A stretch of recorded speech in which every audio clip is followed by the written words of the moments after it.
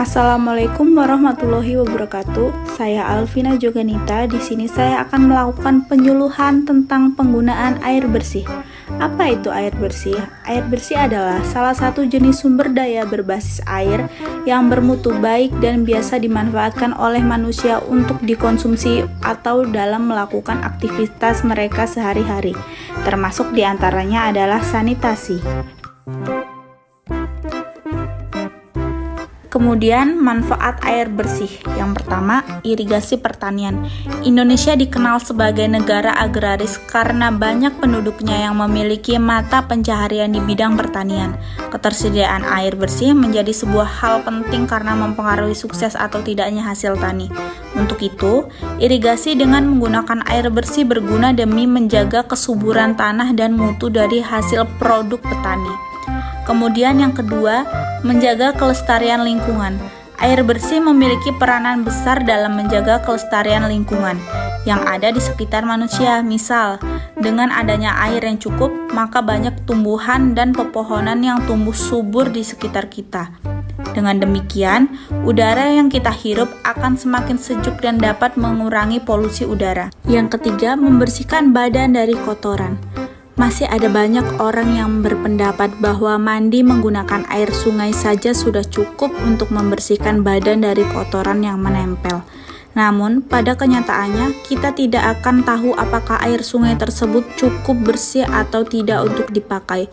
Saat ini, banyak sungai yang tercemar limbah pertanian, rumah tangga, hingga limbah pabrik. Kemudian yang keempat, membersihkan bahan makanan. Selain membersihkan badan, air bersih juga bermanfaat untuk membersihkan bahan makanan dan memasak, yang dapat menunjang kesehatan tubuh. Hal ini dikarenakan kotoran atau bakteri yang menempel di bahan makanan akan hilang setelah dicuci menggunakan air bersih. Sebaliknya, jika mencuci bahan makanan menggunakan air kotor, maka akan membuat bakteri semakin banyak dan menyebabkan penyakit. Kemudian, syarat-syarat dikatakan air bersih. Yang pertama, tidak keruh atau tidak berwarna. Air yang akan diminum idealnya harus jernih, tidak berbau dan tidak terasa aneh. Air yang sudah tercemar biasanya terlihat keruh atau kotor. Yang kedua, tidak terasa lengket setelah digunakan. Tekstur air yang berbeda dapat disebabkan adanya kandungan logam seperti aluminium, mangan, atau timah. Biasanya air ini akan meninggalkan bekas di keran, wastafel, atau gelas. Air yang seperti ini akan menyebabkan tangan Anda terasa lengket apabila mencuci tangan menggunakan air ini, atau setelah dicampur dengan deterjen atau sabun untuk mencuci.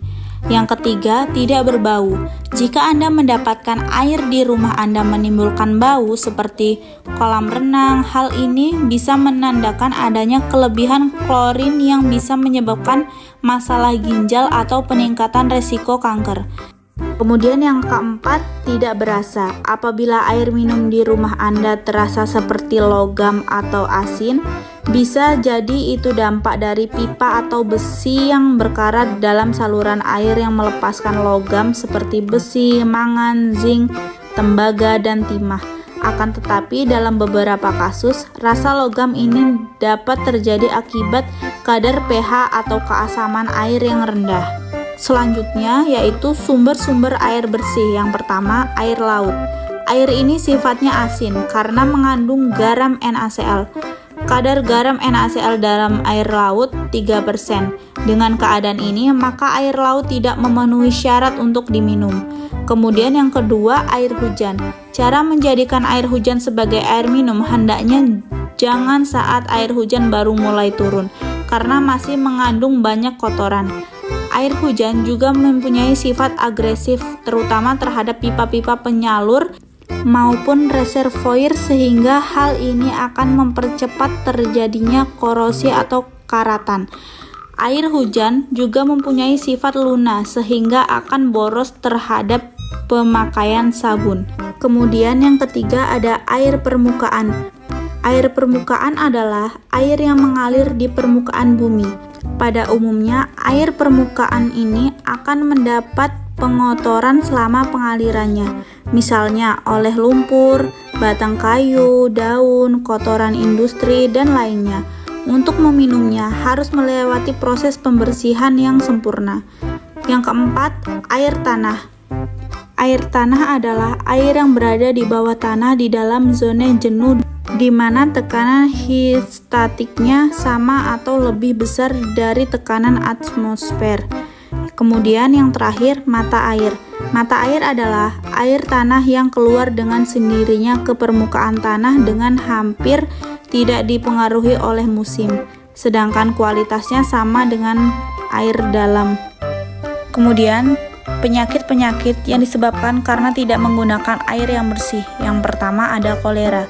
Kolera merupakan penyakit yang disebabkan oleh bakteri Vibrio cholerae.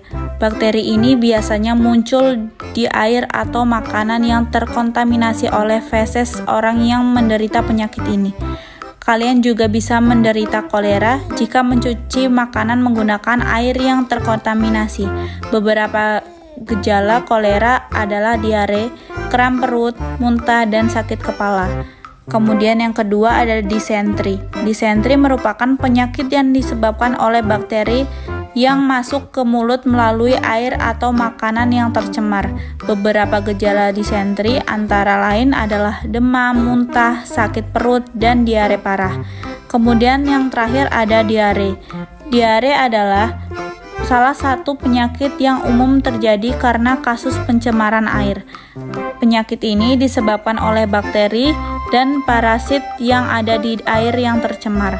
Diare biasanya ditandai oleh feses yang encer dan buang air besar yang terus-menerus.